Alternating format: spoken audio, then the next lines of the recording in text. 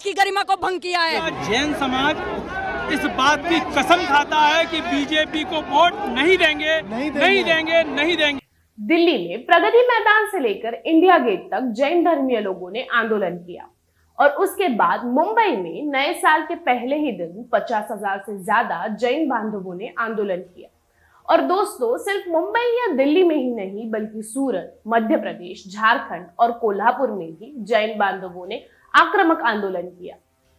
जैन बांधवों का ये आंदोलन देखकर हमारे मन को कुछ सवाल सताते हैं, जैसे कि कभी भी कोई कास्ट राइट्स और क्राइम से दूर रहकर हमेशा शांति, अहिंसा और बिजनेस और प्रोग्रेसिव लाइफस्टाइल की बात करने वाला जैन समाज आज सरकार के खिलाफ रास्ते पर क्यों उतर आया है। तो चलिए जानते हैं कौन सी है वो बातें जिनकी वजह से जैन समाज इतना आक्रामक हुआ। दोस्तों, मैं हूं रूपाली और आप देख रहे हैं इमेजिनेशन फैक्ट्री। तो चलिए शुरू करते हैं। झारखंड राज्य में गिरिडीह जिले के पारसनाथ पहाड़ पर जैन धर्मियों का श्री सम्मेद शिखर ये पवित्र स्थान है। 2022 में अपने नए पर्यटन धोरण के अनुसार झारखंड सरकार ने श्री सम्मेद शिखर इस पवित्र स्थल को पर्यटन स्थान बनाने का निर्णय घोषित किया था और इसी निर्णय को लेकर जैन बांधव इतना आक्रामित हो गए। लेकिन दोस्तों, अभी ये निर्णय जाहिर नहीं हुआ है। तो चलिए देखते हैं इस पूरी घटनाओं की टाइमलाइन। फरवरी 2019 में झारखंड में भाजपा सरकार ने पारसनाथ पहाड़ों को इंटरनेशनल टूरिस्ट पॉइंट बनाने की सिर्फ योजना बनाई थी और अगस्त 2019 में पारसनाथ पर्वत को इको सेंसिटिव जोन घोषित किया जाए ऐसी झारखंड सरकार ने केंद्र सरकार के पास सिफारिश की थी। जुलाई 2019 में झारखंड में सरकार बदल गई और हेमंत सोरेन की पार्टी सत्ता में आई।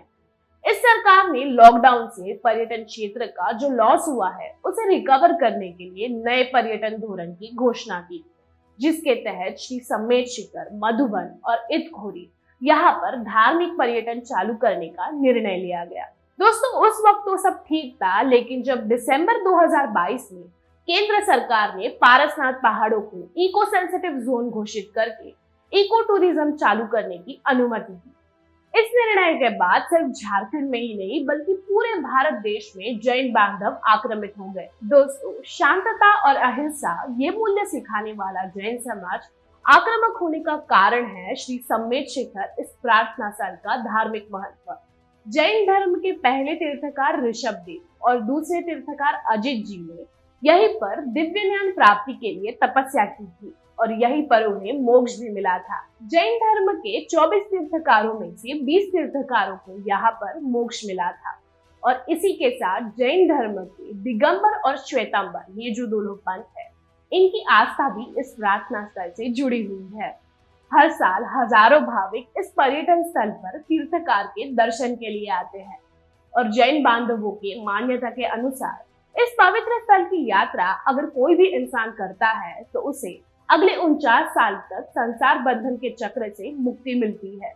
दोस्तों, इन सब बातों से जैन लोगों का श्री सम्मेद शिखर को पर्यटन स्थान बनाने की बात से विरोध करते हैं और इसलिए उनके मुताबिक श्री सम्मेद शिखर को तीर्थ स्थान करके घोषित करना चाहिए, ना कि पर्यटन स्थान।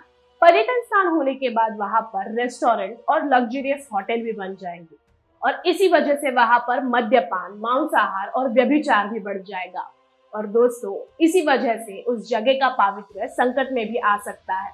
इसलिए श्री सम्मेद शिखर और पारसनाथ पहाड़ों को तीर्थ स्थान घोषित किया जाए, इस मांग के लिए जैन समाज आक्रामक होकर आंदोलन कर रहा था। दोस्तों, अगर आपको पता होगा तो केंद्र सरकार ने जैन धर्म के प्रोटेस्ट और उनकी पवित्र भावना का आदर रखते हुए अब पारसनाथ में होने वाले इको टूरिज्म और पर्यटन एक्टिविटीज पर रोक लगाने का फैसला किया है और इसी के साथ उन्होंने नोटिफिकेशन इशू करके 3 साल पहले पारित किया हुआ आदेश रद्द किया है।